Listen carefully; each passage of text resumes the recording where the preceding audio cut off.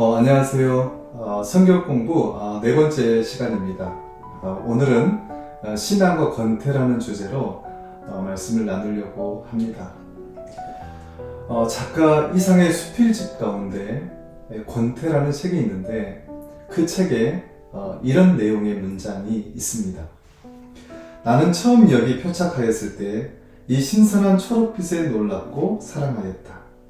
그러나 닷새가 못 되어서 이 일망무제의 초록색은 조물주의 몰치미와 신경의 조잡성으로 말미암은 몸이 건조한 지구의 여백인 것을 발견하고 다시금 놀라지 않을 수 없었다.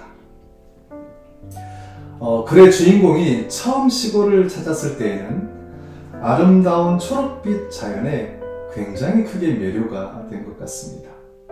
하지만 하루 이틀 계속 마주하자 그 초록색 풍경도 아무런 감흥을 느낄 수 없는 여백처럼 여겨진 거죠.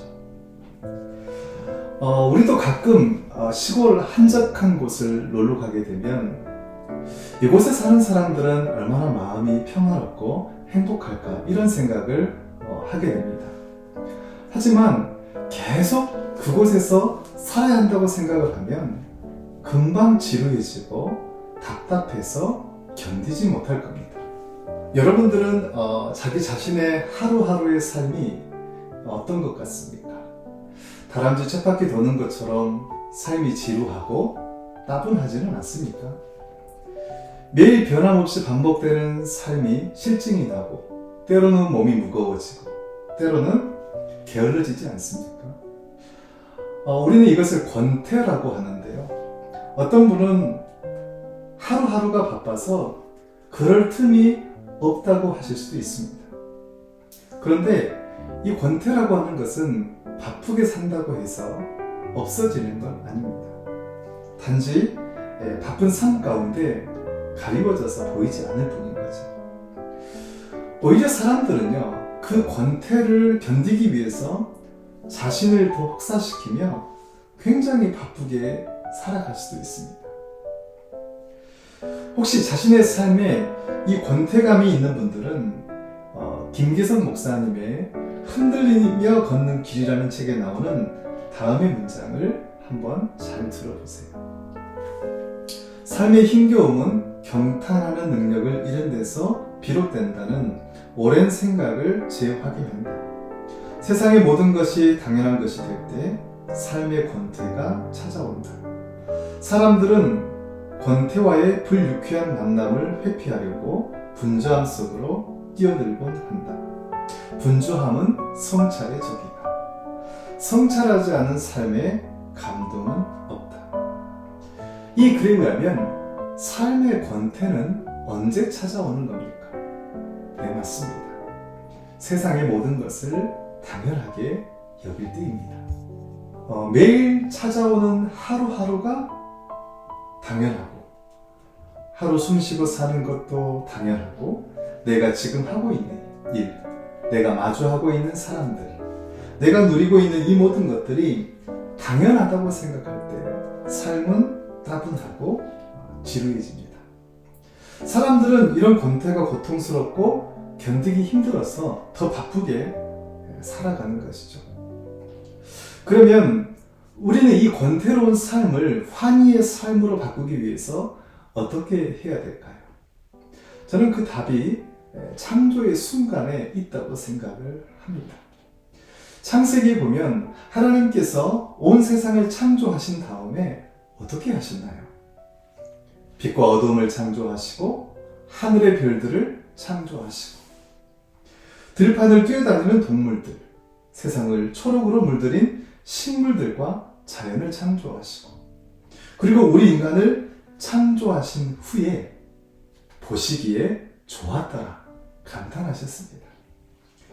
하나님은 창조의 순간마다 모든 것들을 당연하게 여기지 않으시고 온 세상이 정말 좋구나, 온 세상이 정말 선하구나, 모든 것이 아름답구나 감탄하신 거죠.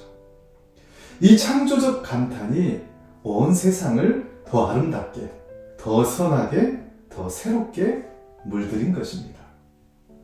이처럼 감탄은 그 대상을 매 순간 완전히 새롭게 마주하고 경험하도록 만드는 신비가 있다는 거죠. 그런데 우리는 모든 것에 익숙해지고 모든 것을 당연하게 여기면서 이 창조적 감탄을 잃어버린 거죠. 대신 그 자리를 권태감이 꽉 채우고 있습니다. 그러다 보니까 우리 그리스도인들조차도 삶의 활력을 잃어버리고 무기력하게, 무감각하게 살아갈 때가 참 많이 있습니다.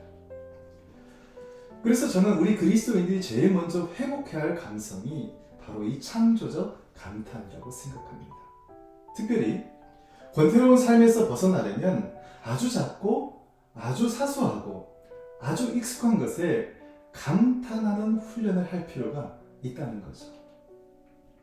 아침에 떠오르는 태양을 향해서도 오늘도 세상을 밝히는 창조의 빛이 떠오르는구나 탄성을 질러보고, 매일 먹는 한 끼 식사에 대해서도 오늘도 나를 살리는 생명이구나 감사도 해보고, 매일 만나는 익숙한 동료에게도 당신이 있어 나는 정말로 행복합니다 소리도 쳐보고, 매일 삶을 함께 나누는 가족에게도 감탄을 해보라는 거죠. 남편에 대해서는 당신은 정말 멋진 사람입니다. 나와 같은 사람과 살아줘서 정말 고맙습니다. 이런 이야기도 해보고, 아내에 대해서는 당신은 나이가 들수록 훨씬 매력적입니다. 이렇게 탄성을 질러보라는 거죠. 그리고 가끔은 아무것도 아닌 것처럼 보이는 대상을 향해서도 감탄하고 탄성을 질러보라는 거죠. 이름 없는 들꽃의 아름다움, 봄바람의 신선함을 아무나 누릴 수 있는 것은 아니잖아요. 사실 오늘도 이 평범한 것을 누리지 못하는 사람들이 얼마나 많이 있습니까? 시편 1절에 보면요, 이런 말씀이 있습니다. 여호와 우리 주여, 주의 이름이 온 땅에 어찌 그리 아름다운지요, 주의 영광이 하늘을 덮었나이다. 사실 시편 기자에게 이 땅이라고 하는 것은 매일 지겹도록 보는 그런 땅이 아니었습니다. 하늘도 그냥 하늘이 아닌 거죠. 주의 이름과 영광이 온 땅과 온 하늘을 덮었다고 감탄을 하고 있습니다. 이처럼 우리가 감탄할 때 그 대상은요, 익숙함이 아니라 새로움으로, 신비함으로, 때로는 영원함으로 우리에게 다가오는 겁니다. 혹시 매일매일 반복되는 일상으로 인해서 삶이 진부하고 지루하게 느껴지시지는 않습니까? 그렇다면 모든 것에 감탄하고 감격하고 탄성을 한번 질러보십시오.